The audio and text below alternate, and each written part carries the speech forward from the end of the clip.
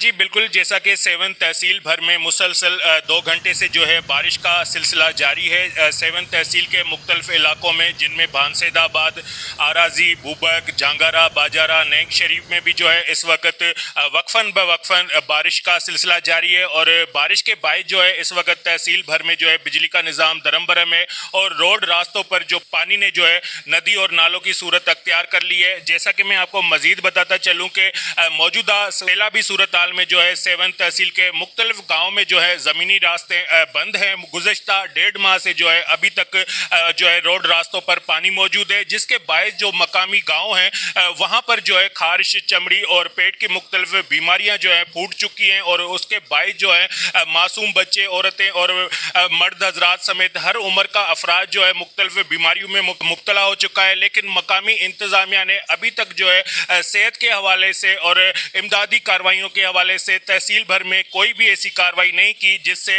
लोग जो है फ़ायदा उठा सकें। और ये वज़ीर आला सिंध सैयद मुराद अली शाह का अपना हल्का इंतखाब होने के बावजूद भी जो है यहाँ पर इंतज़ामिया की नाकस कारकर्दगी के बायस अभी भी आप मेरे अकद में देख रहे हैं कि जगह जगह पर जो है पानी के यहाँ पर हुजूम बन चुके हैं। जी।